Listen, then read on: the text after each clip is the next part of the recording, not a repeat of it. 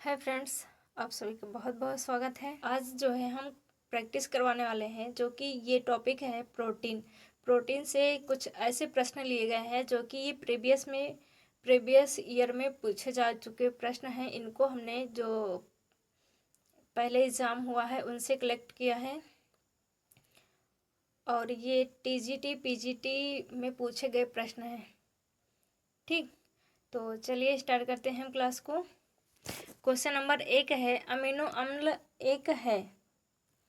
Amino अम्ल जो है ये क्या है? वसा अम्ल है यानी कि वसीय अम्ल है, या प्यूरिन है, या लिपिड है, या लाइपोसोम है। यूरिक अम्ल क्या है? एक प्यूरिन है। क्या है? प्यूरिन है। अब चलते हैं नेक्स्ट क्वेश्चन पे। दूसरा क्वेश्चन जो है हमारा वो है कैल्सीटोनिन अमीनो अम्ल की संख्या वाला एक पेप्टाइड है। पेप्टाइड क्या है? एक प्रकार का जो बॉन्ड बनाता है, मतलब जोड़ करके रखता है। कैल्सीटोनिन जो है 8 अमीनो अम्लों की संख्या वाला एक पेप्टाइड है। इसमें कैल्सीटोनिन में अमीनो अम्लों की संख्या कितनी होती है? 8 होती है। कितनी होती है? 8 होती है। ओके, आप चलते हैं नेक्स्ट क्वेश्चन पे। अगला क्वेश्चन है, इसमें 2 ऑप्शन कट रहे हैं। अभी देखते हैं कौन सा ऑप्शन है। पहले क्वेश्चन देख लेते हैं, फिर ऑप्शन देखते हैं। ओके, डोपामाइन निम्नलिखित में से किस अमीनो अम्ल द्वारा संश्लेषित की जाती है? जो डोपामाइन है वो किस अमीनो अम्ल द्वारा संश्लेषित की जाती है? ऑप्शन देख लेते हैं। मिथियोनाइन, हिस्टीन, टायरोसिन और ट्रिप्टोफेन। इसमें 4 ऑप्शन दिए गए हैं। कौन सा ऑप्शन सही हो जाएगा? मिथियोनाइन। मिथियोनाइन जो है ये डोपा अमीनो अम्ल द्वारा संश्लेषित की जाती है। ओके, हमारा नेक्स्ट क्वेश्चन है, गर्भावस्था के दौरान संश्लेषित कुल प्रोटीन है। कितने प्रोटीन संश्लेषित हैं? 700 ग्राम। गर्भावस्था के दौरान संश्लेषित कुल प्रोटीन 700 ग्राम होती है। कौन सा ऑप्शन सही हो जाएगा? Option number B. अगला क्वेश्चन है, क्वेश्चन नंबर 5। प्रोपाइल यह एक अनावश्यक अमीनो अम्ल है। प्रोपाइल क्या है? अनावश्यक अमीनो अम्ल है। ये हमें बताना है कि यह कथन सही है या गलत है। जो प्रोपाइल है ये किस प्रकार का अमीनो अम्ल है? आवश्यक है या अनावश्यक? तो प्रोपाइल जो है यह एक अनावश्यक अमीनो अम्ल है। ये कथन क्या है? सही है। कौन सा option? D option. Okay, next question है, ये असर्शन रीजन का है, मतलब अभिकथन और कारण से संबंधित है। तो चलिए देखते हैं क्या है।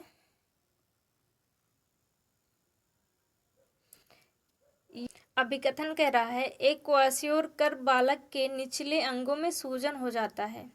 और रीजन क्या कह रहा है? कारण क्या कह रहा है? वृक्क सोडियम को बाहर निकालने में असमर्थ रहती है, अतः जल पुनः संकलित हो जाता है। दोनों में काफ़ी अंतर है। असर्शन कुछ और कह रहा है, रीजन कुछ और कह रहा है। कौन सा ऑप्शन सही हो जाएगा? ये और आर दोनों सही है, ये आर दोनों गलत है, यानी कि असत्य है। ये सत्य है और आर असत्य है। चौथा ऑप्शन है, ये असत्य है परंतु आर सत्य है। क्या हो जाएगा?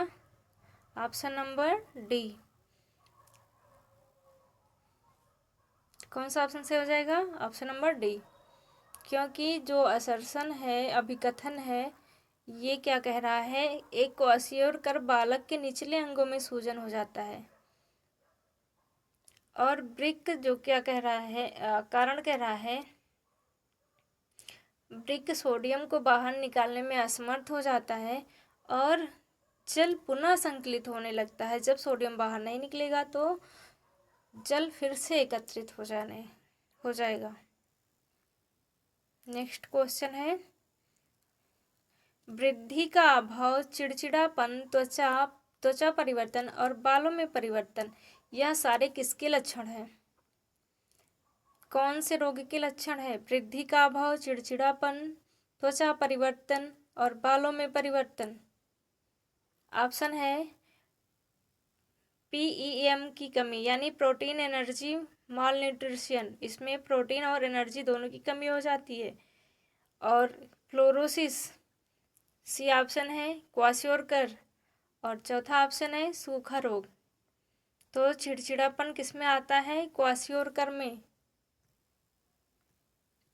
क्वाशियोरकर, कौन सा ऑप्शन से हो जाएगा? क्वाशियोरकर।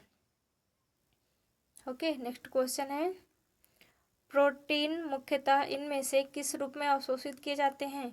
प्रोटीन का जो पाचन होता है वो किस रूप में होता है? डाइपेप्टाइड या ट्राइपेप्टाइड या एमिनो एसिड या पॉलीपेप्टाइड?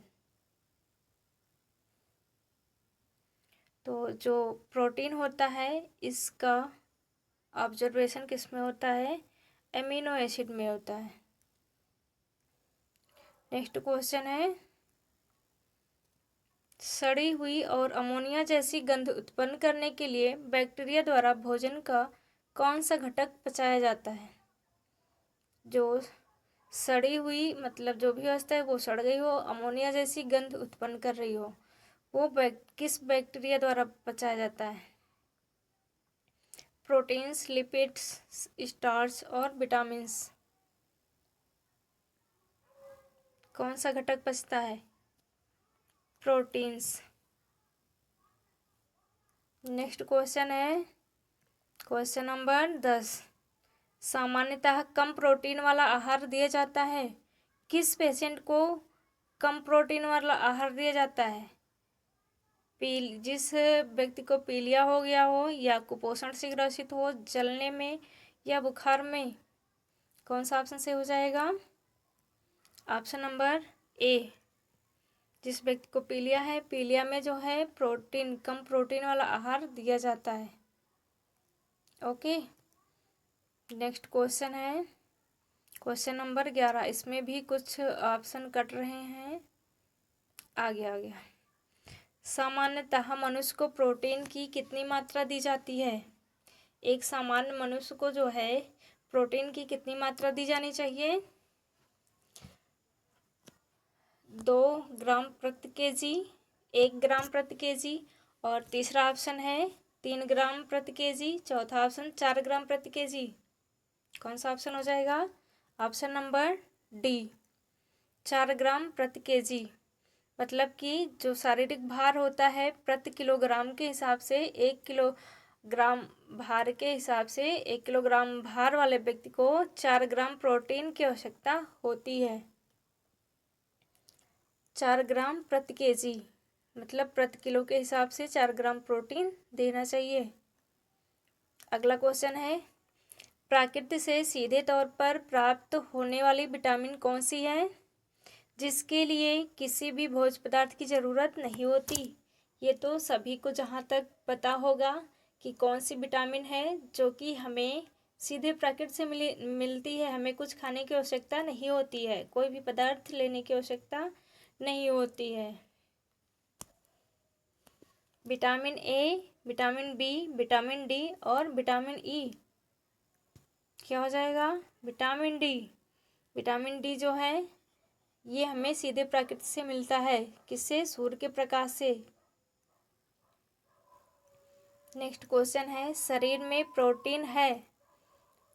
जो क्वेश्चन दिया गया है मतलब इसके कहने का मतलब है कि शरीर में प्रोटीन कौन सा कार्य करता है? ऑप्शन दिए गए हैं कोशिका निर्माण करता है, मुख्य रूप से ऊर्जा उत्पादन करता है, और अगला ऑप्शन है 2 कोई कार्य नहीं करता, और चौथा ऑप्शन है चर्बी बढ़ाता है। तो प्रोटीन जो है वो चर्बी तो बढ़ाता नहीं है।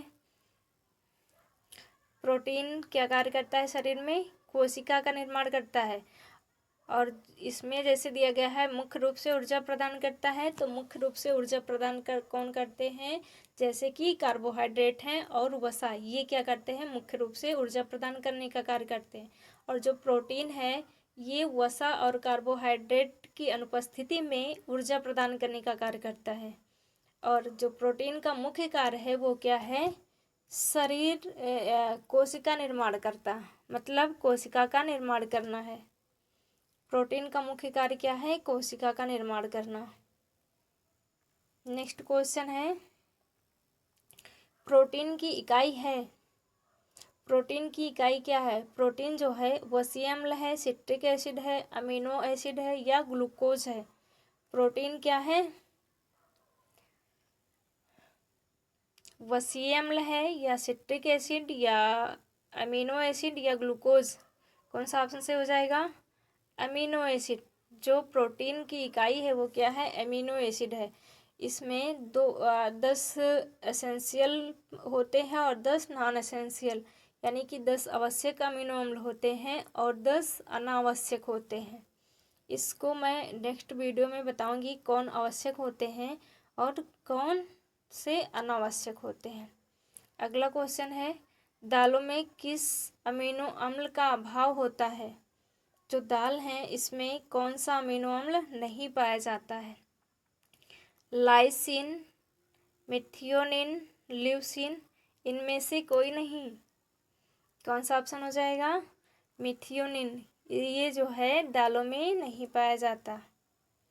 नेक्स्ट क्वेश्चन, इमली का उपयोग इसे साफ करने में होता है, यानी कि जो इमली होती है इससे हमें किस धातु की सफाई या किस धातु के बर्तन की सफाई किया जाता है? इससे पीतल, एल्युमिनियम, लोहा और कांच। सॉरी, यहाँ पे टाइपिंग मिस्टेक है, यहाँ पे कांच होना चाहिए, लेकिन यहाँ पे क्या लिखा है? कोच।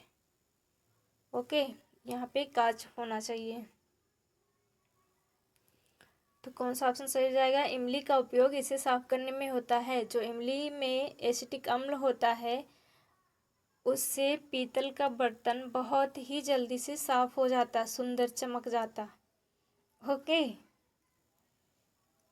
अगला क्वेश्चन है, निम्नलिखित में से कौन सा रंग गौरवशाली, प्रभावशाली और संपन्न माना जाता है? रंग भी अपना प्रभाव डालते हैं, सभी रंगों का अपना अलग अलग प्रभाव होता है। तो कौन सा रंग जो है गौरवशाली, प्रभावशाली और संपन्नता को दर्शाता है? नीला, बैगनी, काला, सफ़ेद। तो बैगनी रंग जो है गौरवशाली, प्रभावशाली और संपन्नता को दर्शाता है। ओके, और काला जो है ये शोक संवेदना को दर्शाता है और सफ़ेद रंग जो है ये शांति का प्रतीक होता है। ओके, अगला क्वेश्चन है, प्रोटीन का पाचन होने के पश्चात वह परिवर्तित हो जाता है। प्रोटीन का जब पाचन होता है, यानी कि जब प्रोटीन पचता है तो वो किस में बदल जाता है? अमीनो अम्ल में, शर्करा में, किस में बदल जाता है? अमीनो अम्ल, अमीनो अम्ल में, शर्करा में, पेप्टोना में और लैक्टोज में। तो जो प्रोटीन है जब इसका पाचन होता है तब ये अमीनो अम्ल में बदल जाता है। ओके, अगला क्वेश्चन है, प्रोटीन प्राप्त करने का सर्वोत्तम स्रोत, मतलब कि जो प्रोटीन है इसका मुख्य स्रोत क्या है? दूध, दही, सोयाबीन और हरी सब्जियां। कौन सा ऑप्शन हो जाएगा? सोयाबीन। प्रोटीन प्राप्त करने का सर्वोत्तम स्रोत कौन सा है? सोयाबीन। अब आता है अगला क्वेश्चन और लास्ट क्वेश्चन, क्या है? मानव शरीर में अनिवार्य अम्लों की संख्या कितनी होती है? इसके पहले मैंने बताया ना, 10 एसेंशियल और 10 जो है नॉन एसेंशियल होते हैं। तो यहाँ पे कौन सा पूछ रहा है? आवश्यक पूछ रहा है। कौन सा अम्ल? आवश्यक अमीनो अम्ल पूछ रहा है। तो कितने होते हैं? 15, 20, 40 और 10।